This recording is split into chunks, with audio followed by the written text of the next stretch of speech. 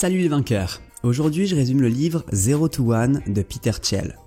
La couverture du livre est plutôt prometteuse, puisqu'il y est écrit « Comment construire le futur ». Et oui, rien que ça. C'est donc ce qu'on va voir tout de suite, car ce livre te donnera de bonnes pistes pour démarrer la création d'une start-up. Pour l'auteur, toutes les entreprises sont condamnées à disparaître dans le futur. Et cela, peu importe la taille de leur profit aujourd'hui. En fait, chaque entrepreneur devrait se poser la question suivante. Est-ce que mon business existerait encore dans 10 ans? La plupart du temps, la réponse est non. Alors, la seconde question à se poser est la suivante. Quelle est ma vision pour créer, réinventer et innover? Selon lui, chaque startup est surcotée ou sous-cotée.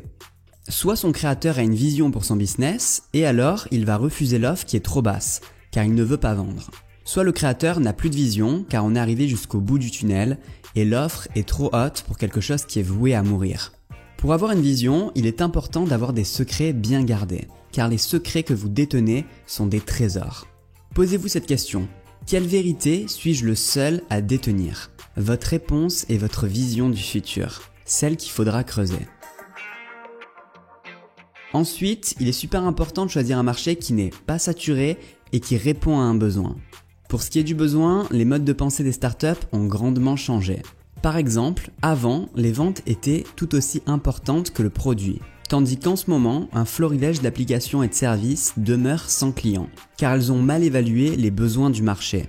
Pour ce qui est du marché non saturé, le meilleur moyen est de choisir une niche plutôt qu'un marché trop vaste, et d'avoir le monopole. Si vous ne pouvez pas battre un rival, la fusion peut être une bonne solution. C'est ce qui s'est passé pour le numéro 1 du paiement en ligne, PayPal, qui est l'alliance de 3 grands esprits. Pour développer un monopole, il faut savoir sortir des sentiers battus et de l'imitation. C'est ce danger qui explique pourquoi les individus moins sociables réussissent dans la Silicon Valley. En étant moins sensibles aux modes, ils ont moins de chances de reproduire exactement ce que font les gens autour d'eux. Il existe 4 grandes caractéristiques de monopole que l'on va voir ensemble. Numéro 1, une technologie propre. Une technologie qui serait 10 fois supérieure au substitut de la concurrence. On dit souvent qu'il faut arriver en premier sur un marché, mais en réalité, mieux vaut arriver le dernier avec la meilleure technologie pour rafler la mise. Numéro 2, des effets de réseau. Pour créer un effet de réseau, il faut tout d'abord que votre produit ou votre service soit de grande valeur pour vos premiers utilisateurs. Sinon, ils n'en parleront jamais à leurs proches. Plus vous avez d'utilisateurs et plus votre produit devient utile. C'est le cas des réseaux sociaux. S'il n'y avait que toi et ton voisin dessus, alors ça n'aurait pas beaucoup d'intérêt.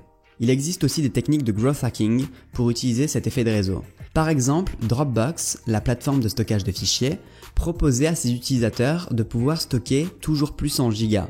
Et cela en invitant leurs amis à utiliser le service. Numéro 3, des économies d'échelle. Dans chaque entreprise, il y a des coûts fixes et des coûts variables. Et les économies d'échelle se font sur les coûts fixes qui ne bougent pas avec la croissance d'une entreprise et le nombre de ventes.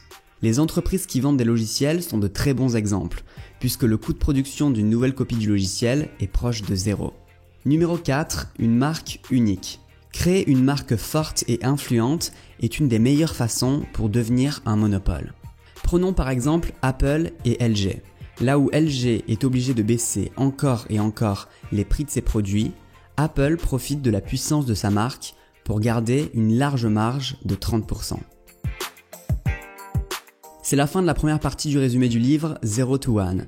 La deuxième partie arrive très bientôt. J'espère que la vidéo t'a plu et que tu as appris quelque chose. Si c'est le cas, alors regarde la prochaine vidéo qui s'affiche à l'écran et surtout, abonne-toi.